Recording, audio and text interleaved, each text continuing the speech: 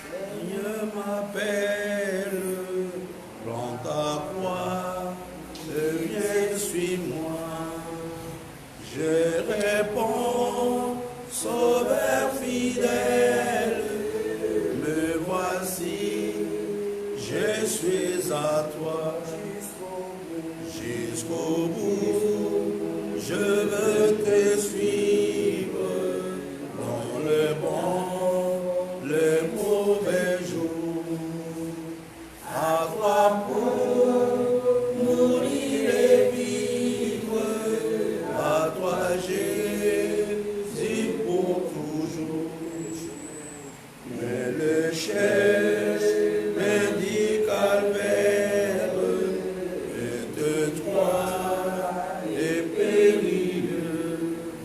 C'est un chemin solitaire, difficile et ténébreux.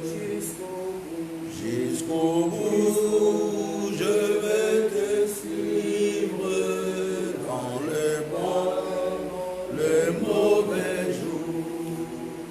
À toi pour mourir et vivre, à toi Jésus pour toujours.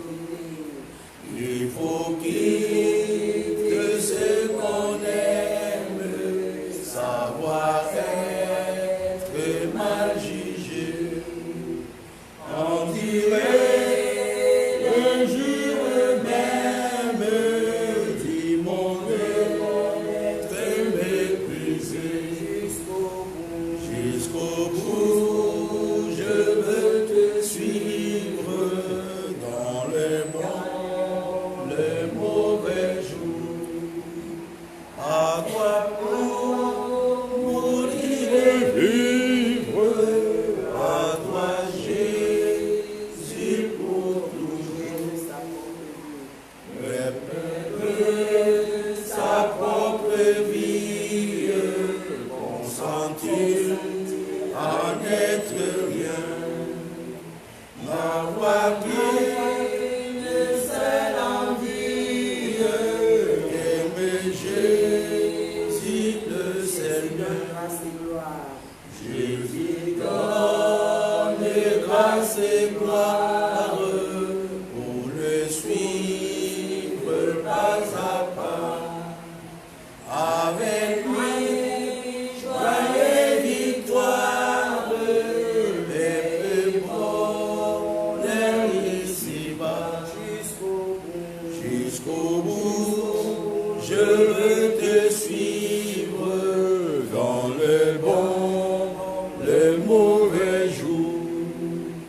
À toi pour mourir et vivre, à toi Jésus pour toujours. Nous allons bénir Dieu pour cette matinée.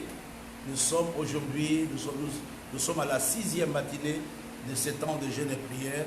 Ensemble, bénissons Dieu. Nous voulons, notre Père et notre Dieu, te bénir ce matin. Nous voulons te glorifier, notre Père et notre Roi. Nous voulons te bénir, Seigneur, ce matin pour cette 6e matinée. Nous voulons te dire merci, Seigneur, pour ton Saint-Esprit que tu envoies au milieu de nous. Nous te bénissons, Seigneur, ce matin. Nous te bénissons, notre Père et notre Dieu. Nous te glorifions. Nous te bénissons, nous te glorifions, nous t'exaltons, nous t'élevons parce que tu es véritablement Dieu. Nous voulons te consacrer toute la journée. Nous voulons te consacrer ce moment de prière. Nous voulons te consacrer ces instants, notre Père et notre Dieu, au nom de Jésus que nous avons ainsi prié. Amen. Amen. Nous bénissons le Seigneur pour notre 6e matinée et la pensée sur laquelle nous allons intercéder ou prier ce matin est très simple. C'est la suite de ce que nous avons commencé à voir hier pendant l'intercession de la nuit, pendant la mini-veillée.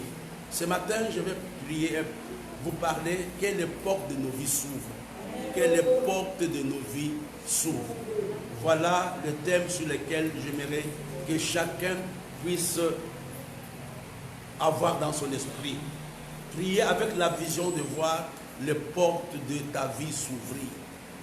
prier pour avoir les portes de ta vie s'ouvrir. C'est pratiquement un peu, quand le ciel s'ouvre, ce sont les portes de la vie d'un homme qui s'ouvrent. On ne peut pas avoir le ciel ouvert et les portes fermées. Quand le ciel s'ouvre, les portes de la vie de Christine doivent s'ouvrir. Quand les portes de ta vie sont fermées, tu vas tourner en rond. Quand les portes de ta vie sont fermées, il n'y aura pas de nouveauté. La vie est un ensemble de compartiments. Pour passer d'une dimension à une autre, il faudra que les portes puissent s'ouvrir. Ce matin, j'aimerais vraiment que chacun le demande. Mais le temps de jeûne et prière est un temps favorable pour nous, pour que les portes puissent s'ouvrir. Aie dans ton esprit cette pensée. Après ce temps de jeûne et prière, les portes de ma vie doivent s'ouvrir. J'aimerais vous donner deux exemples et nous allons revenir à notre intercession. Allons dans le livre d'Esther.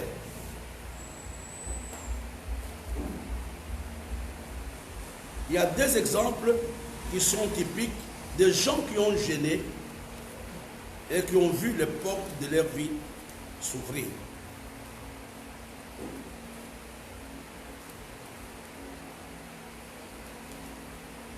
Dans le livre d'Esther, au chapitre 2, au chapitre 4, nous connaissons cette histoire. Donc tout le chapitre 4, mais on va commencer à partir du verset 13. La parole de Dieu nous dit, Mardochée fit répondre à Esther, ne t'imagine pas que tu échapperas seul d'entre tous les Juifs parce que tu es dans la maison du roi. Car si tu t'étais maintenant, les secours et la délivrance surgiront d'autre part pour les Juifs, et toi et la maison de ton père, vous périrez. Et qui sait si ce n'est pas pour un temps comme celui-ci que tu es parvenu à la royauté. Esther envoya dire à Mardochée, va, rassemble tous les Juifs qui se trouvent à Suse et jeûnez pour moi, sans manger ni boire, pendant 3 jours. Pendant 3 jours, ni la nuit ni les jours. Moi aussi je jeûnerai, de même avec mes servants, puis j'entrerai chez le roi, malgré la loi, et si je dois périr, je périrai. Mardochée s'en alla et fit tout ce qu'Esther avait ordonné. Regardons Esther chapitre 5, à partir du verset 1 jusqu'au verset 2. La Bible nous dit, le 3e jour, Esther mit ses vêtements royaux et se présentant dans la cour intérieure de la maison du roi, devant la maison du roi, et le roi était assis sur son trône dans la maison royale en face de l'entrée de la maison. Lorsque le roi vit la reine Esther debout dans la cour, elle trouva grâce à ses yeux et le roi tendit à Esther le sceptre d'or qu'il tenait à la main. Esther s'approcha et coucha le bout de ses pieds. Ce qui est important, regardez, le 3e jour, c'était après que Esther avait jeûné. Qu'est-ce qui s'était passé? La porte du palais royal s'était ouverte. Hier, nous avons parlé de réalisation de tout ce que Mardochée a pu être. Ces choses ne pouvaient pas se passer dans la vie de Mardochée si la porte ne s'était pas du tout ouverte. Donc nous voyons que la porte dans la vie d'Esther n'était pas ouverte à cause de sa position royale. La porte dans la vie d'Esther s'était ouverte grâce à la prière qu'elle avait faite. Grâce au temps du jeûne qu'elle avait fait, la porte s'était ouverte. Revenons à un autre texte. Dans le livre de Néhémie.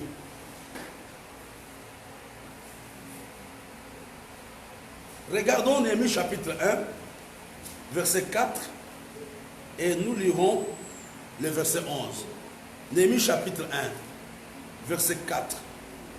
La Bible nous dit, lorsque j'entendis ces choses, donc la muraille qui était détruite, j'ai pleuré et j'ai fait plusieurs jours dans la désolation. J'ai jeûné, j'ai prié devant le Dieu des cieux. Quand les choses ne marchaient pas, Quand Néhémie a appris que les choses ne marchaient pas à Jérusalem, qu'est-ce qu'il avait fait? Néhémie avait commencé à prier, à gêner, comme nous sommes en train de le faire. Mais pourquoi il gênait? Pourquoi il priait? Il avait une vision. Regardons le verset, j'aimerais que nous le lisions ensemble, le verset 11. Nous le lisons ensemble à deux. Allons-y, une fois et deux. Ah Seigneur, que ton oreille soit de tes serviteurs qui veulent craindre ton nom. Donne aujourd'hui du succès à ton serviteur et fais-lui trouver grâce devant cet homme. J'étais alors et chanson du roi. La porte s'était ouverte dans la vie des Néhémie après le temps de la prière. Et il n'avait qu'un seul objectif quand il priait. C'était que le cœur, le porte du cœur du roi devrait s'ouvrir. Alléluia. Je voudrais ce matin que chacun ait cette vision. Pendant ce temps, que les portes de ma vie puissent s'ouvrir. Que les portes de ma vie puissent s'ouvrir. Et vous savez, nous parlons des portes, mais des fois, on ne sait pas de quoi il est question. Regardons un texte dans les 1 Corinthiens, chapitre 16. Je vous donne beaucoup de références, parce que c'est important pour que nous puissions comprendre. 1 Corinthiens, chapitre 16, verset 9, je crois. 1 Corinthiens, chapitre 16, verset 9. J'aimerais prier vraiment avec quelqu'un ce matin. J'aimerais que toi aussi qui me suis, que les portes de ta vie puissent s'ouvrir. 1 Corinthiens chapitre 16, verset 9. Trouvez ça, nous allons le lire ensemble à haute voix. Avez-vous trouvé? Une fois et deux. Car une porte grande et d'un accès efficace, mais ouverte, et les adversaires sont nombreux. Alléluia. Sont ouvertes et les adversaires sont nombreux. C'est quoi une porte ouverte? Une porte ouverte, c'est un ensemble d'opportunités que Dieu te donne. Quand on dit que les portes sont ouvertes dans la vie de tel ou de tel homme, c'est simplement les opportunités que Dieu te donne. C'est un ensemble de concours, de circonstances positives dans ta vie. La porte ouverte, c'est aussi un ensemble de rencontres que tu fais avec des hommes et des femmes qui peuvent t'aider dans ta destinée. Comme nous l'avons vu le cas de Néhémie, après la prière, la porte de Néhémie était ouverte, il a posé son problème au roi et le roi n'a pas hésité. Comme nous l'avons vu pour Esther. Esther n'est pas partie cogner à la porte comme elle voulait, elle a prié, elle a gêné. Et qu'est-ce qui s'était passé? Au 3e jour, elle est partie, la Bible nous dit, elle avait trouvé grâce aux yeux du roi. J'aimerais pendant ce temps, mes bien-aimés, nous avons des défis dans l'église. Nous avons des défis dans nos vies. Nous avons des défis personnels. Ce temps de jeûne et prière est un temps favorable pour dire à Dieu, Seigneur, que les portes de ma vie puissent s'ouvrir. Quand les portes ne sont pas fermées, il n'y a rien, comme je disais hier, qui peut arriver dans ta vie. Quand les portes ne sont pas fermées, personne ne peut pouvoir t'aider. C'est impossible, c'est impossible. Tu y arriveras, on dit en tout cas, si tu étais venu hier, on allait faire quelque chose. Mais quand Néhémie a prié, la Bible nous dit, le roi lui a posé la question, il dit, mais je te connais Néhémie, mais pourquoi tu te trouves comme ça? J'aimerais ce matin, pendant ces quelques temps qui nous restent, que chacun dise à Dieu, ouvre les portes de ma vie. Que les portes de ma vie s'ouvrent. Mon frère, tu peux avoir des frères en Europe. Tu peux avoir des gens qui sont au gouvernement. Quand les portes de ta vie ne sont pas ouvertes, il n'y a rien que tu peux recevoir. Il n'y a rien que tu peux recevoir. Il y a des choses que j'aimerais nous dire. Une porte ouverte, ou les portes ouvertes, c'est un ensemble d'opportunités. Ce sont les opportunités d'affaires. Ce sont des rencontres. Ce sont des personnes que tu rencontres dans ta vie. Dieu t'a... Quand il dit qu'une porte est ouverte, la vie est un ensemble de compartiments qui peuvent ouvrir. Mais la chose que j'aimerais d'abord vous dire, tu ne peux pas accéder à une nouvelle dimension si la porte n'est pas ouverte. La porte ouverte m'aide à accéder à une autre dimension de ma vie. Pour que l'Église accède à une autre dimension, pour que les ministères accèdent à une autre dimension, il faut à tout prix que la porte s'ouvre. Quand la porte n'est pas ouverte, tu seras toujours dans tes quatre murs. Tu seras toujours à la même place. Pourquoi? Parce que la porte n'est pas ouverte.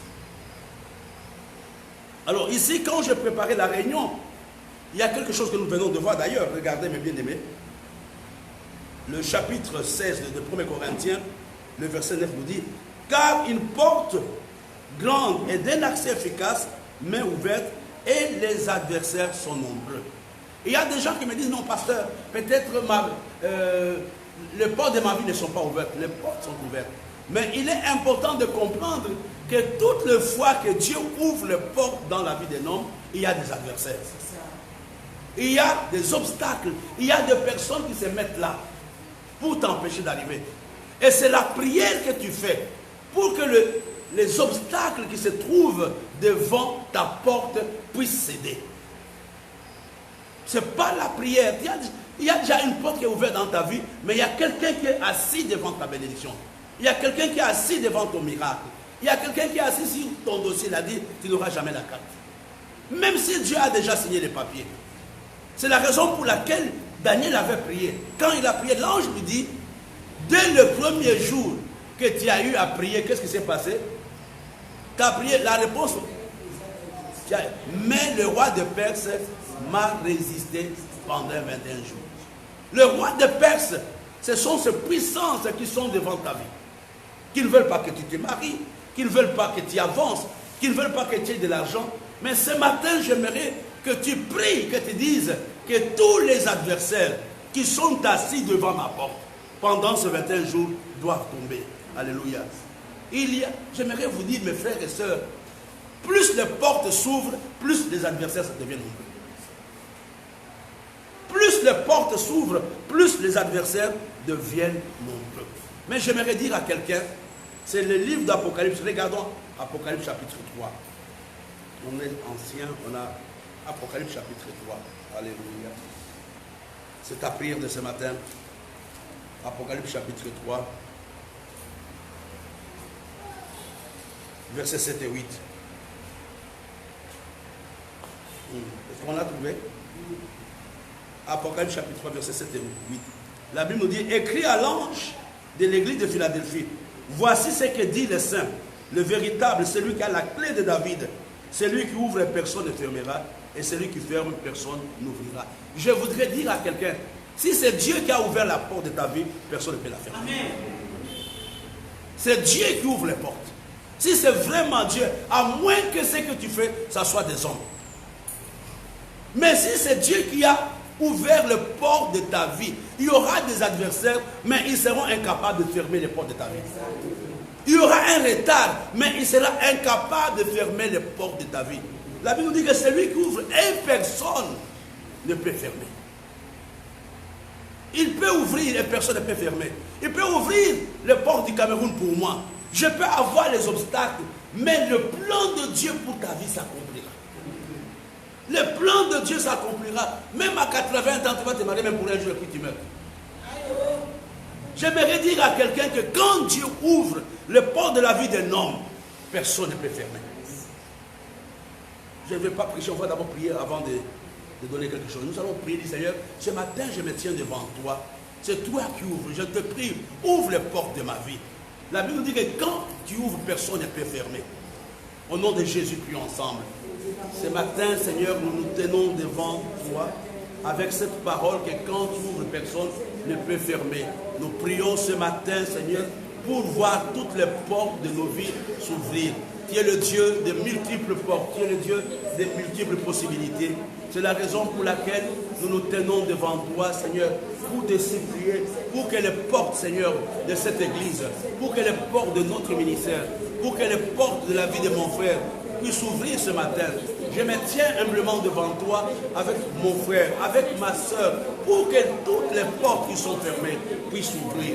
Seigneur, le changement de la vie de Mardochée était une conséquence de portes ouvertes. C'est parce que Esther avait pu ouvrir la porte grâce au temps de la prière. Nous savons, notre Père et notre Dieu, ce matin, tu es en train, Seigneur, d'ouvrir les portes de la vie de mon frère. Je te bénis, je te glorifie au nom de Jésus. Les portes ouvertes t'introduisent dans une nouvelle dimension. Les portes ouvertes t'introduisent dans une nouvelle dimension de ta vie. Tu peux tout oublier, mais ce matin, aie à cœur cela. Même dans ta voiture, dis Seigneur, ouvre les portes de ma vie. J'aimerais nous donner 5 petits points avant de terminer. On n'a plus beaucoup de temps. Il y a 5 choses que j'aimerais qu'on retienne ce matin. Vous, nous qui sommes ici et ceux qui sont à la maison, ceux qui nous suivent en ligne. La première chose, Dieu ouvre les portes pour les hommes et les femmes qui veulent accomplir sa volonté. Ce n'est pas par hasard que Dieu avait ouvert les portes d'Esther. Ce n'est pas par hasard que Dieu avait ouvert les portes de Néhémie. Dieu ouvre les portes d'un homme pour que cet homme accomplisse la volonté de Dieu. Ce n'est pas pour ta joie. Si tu es prêt à dire, Seigneur, je vais mettre ma vie à ta disposition, Dieu ouvrira des portes. Dieu ouvre des portes pour que toi et moi accomplissions sa volonté. Dieu ouvre les portes pour que l'homme manifeste sa gloire. La deuxième chose, Dieu ouvre les portes à ceux qui lui obéissent. Si Esther n'avait pas obéi aux instructions de Mardochée, la porte ne s'ouvrirait pas. À ceux qui obéissent. Quand Dieu te dit de faire quelque chose, fais-le. Quand la parole de Dieu te dit de faire quelque chose, fais-le. Quand on dit venons à la prière, je bénis Dieu pour toutes les personnes qui sont là. Vous comprenez, l'obéissance est un moyen par lequel Dieu passe pour ouvrir la porte de quelqu'un. Et la désobéissance ferme les portes. Quand je suis obéissant, quand Dieu m'a dit, va à gauche, va à droite, regardez, le port de la pêche miraculeuse de Pierre était une conséquence du fait que Pierre avait obéi à ce que Jésus lui avait dit. Dieu ouvre les portes aux hommes et aux femmes qui obéissent. La troisième chose, Dieu n'ouvre pas les portes aux ignorants. Quand tu es ignorant, comme nous l'avons vu tout à l'heure, quand tu ne connais pas qui est Dieu, quand tu ne sais même pas pourquoi tu dois prier, Dieu n'ouvrira pas les portes. L'ignorance ferme les portes. Alléluia. Est-ce que vous comprenez? Je vais rencontrer. Si je ne connais pas exactement qui est telle personne, comment je peux me rapprocher de lui? Je ne peux pas me rapprocher de lui. Regardez, l'ignorance avait failli faire rater le miracle à la veille de Sarepta. Il ne savait pas que le mendiant qui était devant lui était le prophète Élie. Il ne savait pas que son miracle était entre les mains de cet homme. L'ignorance, quand tu ne connais pas, c'est la raison pour laquelle les écailles doivent tomber. L'ignorance ferme les portes de ta vie. L'ignorance te fait rater certaines opportunités. Il y a des gens qui sont importants pour ta vie, mais à cause de ton ignorance, tu les as mis de côté. Il y a des gens qui peuvent t'aider. Il y a des gens qui peuvent trouver des solutions, mais ton ignorance t'empêche de voir. Parce que n'oublions pas, la première définition que j'ai donnée, les portes est un ensemble d'opportunités que Dieu met à la disposition de l'homme. Et le quatrième point que j'aimerais que nous puissions comprendre, Dieu n'ouvre pas les portes au froid et au tiède. Quand tu es froid, quand tu es tiède, quand tu n'es pas engagé, Dieu ne peut pas ouvrir pour toi les portes. J'ai parlé, Dieu n'ouvre pas de portes aux hommes et aux femmes qui désobéissent. Dieu n'ouvre pas les portes aux incrédules. Dieu n'ouvre pas les portes aux hommes et aux femmes qui sont tièdes. Quand il y a un pied dedans, un pied dehors, Dieu n'ouvrira pas pour toi de portes. Dieu ouvre les portes pour les hommes et les femmes qui sont tout entiers à lui. Ce matin, j'ai parlé de voir les portes de nos vies s'ouvrir pendant ces temps de jeûne et prière. Que les portes de l'église s'ouvrent. Que Dieu nous donne des opportunités. Que Dieu te donne les opportunités. N'oublie pas que quand Dieu ouvre, personne ne peut fermer. Tu peux perdre ton travail aujourd'hui, c'est un adversaire. Mais la porte du bonheur est toujours ouverte dans ta vie. Amen. Tu peux aujourd'hui divorcer, c'est pour un temps. Tu peux aujourd'hui perdre la marchandise, c'est pour un temps. Parce que Dieu a déjà ouvert, personne ne peut fermer. Amen. Ce qui est à toi reste à toi. Même si ça prend le temps, même si c'est compliqué, Quand Dieu ouvre une porte, selon Apocalypse, personne ne peut fermer. Si Dieu ouvre la porte de cette église, on peut passer par la tempête, on peut passer par l'humiliation, mais personne ne peut fermer. Nous allons prier ensemble ce matin pour terminer. Dis Seigneur, ouvre les portes de ma vie pendant ces 21 jours, que toutes les portes de ma vie qui sont encore fermées puissent s'ouvrir au nom de Jésus. Prions ensemble. Seigneur notre Père, Seigneur notre Dieu, nous te bénissons pour les portes ouvertes, Seigneur. J'aimerais ce matin me tenir humblement devant toi, te supplier que durant cette journée, j'aimerais qu'une porte s'ouvre. Seigneur, donne-nous des rencontres, Seigneur. C'est toi le Dieu des opportunités, Seigneur. Nous voulons apprendre à saisir toutes les occasions. Nous te bénissons, notre Père. Nous te bénissons, notre Dieu. Je te supplie, c'est le moment d'ouvrir des portes pour nous. C'est le moment d'ouvrir des portes pour nous, au nom de Jésus. J'aimerais que tu sois le prophète de ta propre vie et le prophète de la vie de ton frère. J'aimerais que tu sois le prophète de ta vie et le prophète de la vie de ton frère. C'est Dieu qui avait ouvert les portes de la vie d'Élie. C'est lui qui lui a dit, j'ai ordonné à une femme, à une veuve de Sarepta de te nourrir. Cette opportunité n'était pas l'affaire d'Élie. Il ne connaissait même pas la femme, mais c'était Dieu qui l'avait fait.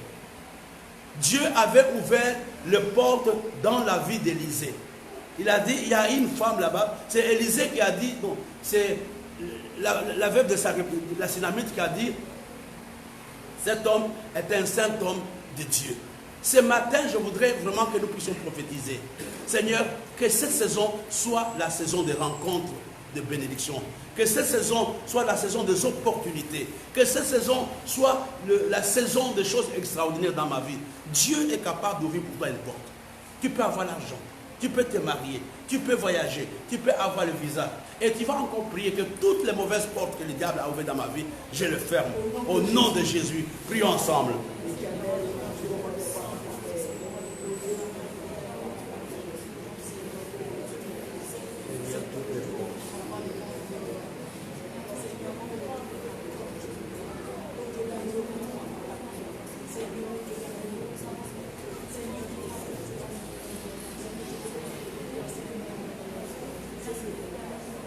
Tu vas vraiment encore prier pour terminer.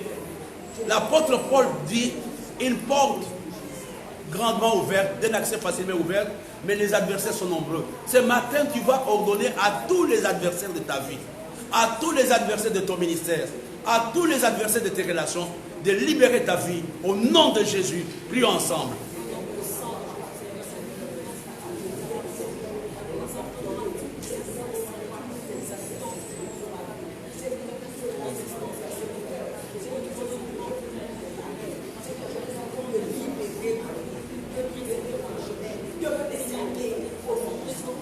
J'aimerais que tu confesses que quand tu ouvres, confesse ça.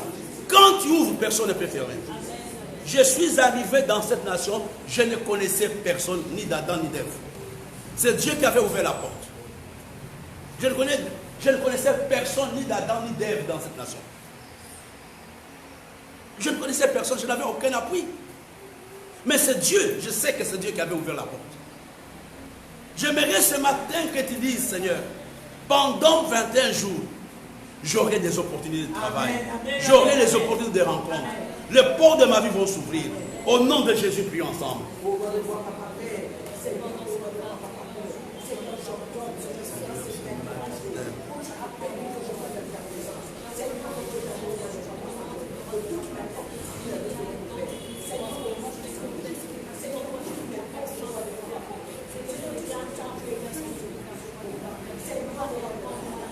On va terminer maintenant pour ne pas déborder.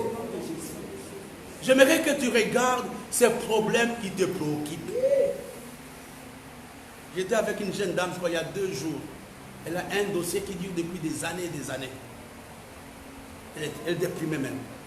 J'aimerais ce matin que tu regardes à ces problèmes qui semblent être une forteresse.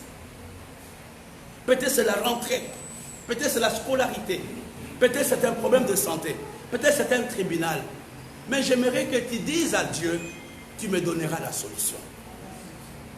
Une porte ouverte, c'est aussi recevoir une solution de la part de Dieu. La porte ouverte, c'est aussi recevoir la solution de la part de Dieu. Dieu te donnera une solution. Et tu ne sauras pas comment. Tu verras seulement que le problème est résolu. C'est ça la porte ouverte. C'est ça la porte ouverte. C'est ça la porte ouverte. Dieu t'enverra des hommes pour t'aider. Dieu te mettra dans une position où les choses... La porte ouverte, c'est expérimenter la faveur de Dieu à une autre dimension. Tu ne comprends pas, quelqu'un arrive, il a dit, tu as besoin de quoi? Il fait et la personne disparaît. Il te donne des millions, et puis il disparaît. Mais comment ça se passe? Ça a toujours été comme ça avec cette église. Quand on est dans des grands défis, Dieu suscite des hommes. Ils viennent, ils travaillent et puis ils disparaissent. J'aimerais ce matin que tu dis, Seigneur, dans ces défis, dans ces problèmes, pendant ces 21 jours, je voudrais voir la solution. Au nom de Jésus, prions ensemble. Seigneur, je te supplie, tu es le Dieu des solutions. Tu es le Dieu des solutions. Tu es le Dieu des portes ouvertes.